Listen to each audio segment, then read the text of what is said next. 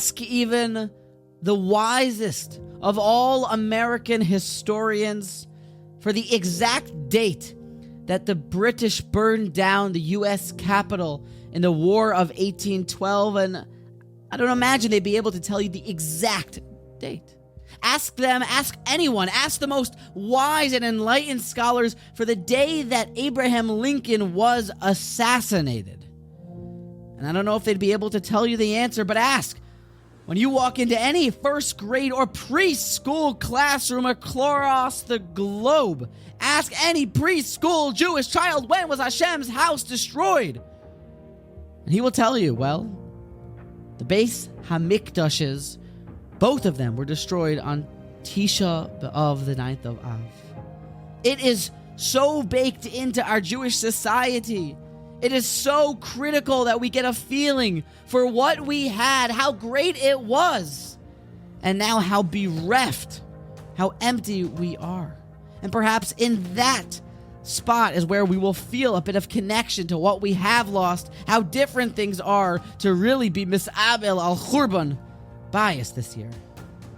Rabbi Yerucham tells us that if you read Rashi critically by the story of the accidental murderer, the unpremeditated manslaughter, the man who must flee to the Orei Miklat, what is the reason that he's sent away to hide in the Orei Miklat? It's very interesting. We spoke about this. Listen to what Rashi says. Leave.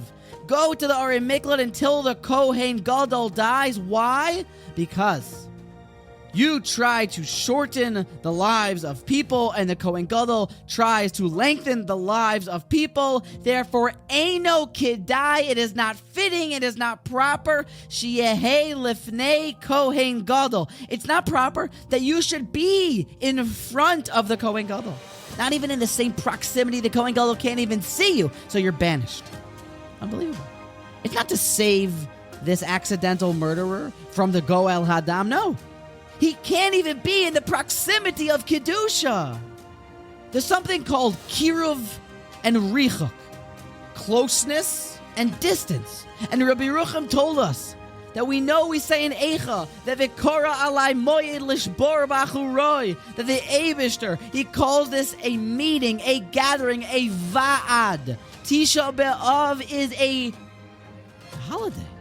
It's a coming together of Lishbor B'Achuroi. It's a holiday of distancing. A longing for Hashem. Hashem longing for his people and wanting the house to be there so we could come together again. This guy, this individual must be banished. He can't have proximity. What the Beis HaMikdash stood for was a house of kiruv, of intimacy, of connection, of devekos. It was all there for us to be in such closeness with Hashem. It's really a deep concept. If you think about where the Gemara tells us that you'll find Hashem's Shechina very, very tangibly, the Gemara says, not when you're learning or doing a mitzvah, but if you're in the Dalit Amos Shel Halacha, in the 8 square cubit feet around of Halacha study, there in that proximity, in that kiruv, that closest sham, there's where you're going to find the Shechina. It's unbelievable.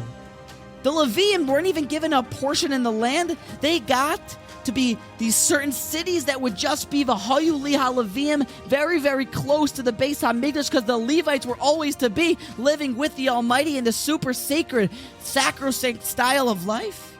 And the Medrash tells us v'hayu li ha-Leviim means just be close. I want you near. It's a deep concept, yet a very, very subtly simple concept. In Yiddishkeit, it's about coming closer. The word teshuvah, come near, get close, get cozy. And the Beis HaMikdash was the utmost and paramount example of coziness with Hashem. In the same way that one isn't zocha because of some other happenings or sins, that one must be sent to a miklat, so too, gullus, so too, we were sent away. Because of the sins, a bit of self-centeredness. Therefore, we lost the close intimacy with Hashem. Kiruv is what we need. Be davik, come close to the Torah. Be oila regel to your night seder chavrusa. Move closer to towns of Torah. Move closer in with your Rebbe. Move closer in with all of the people in the Kedusha that is basic and simple Kiruv, because that is what we are so badly missing.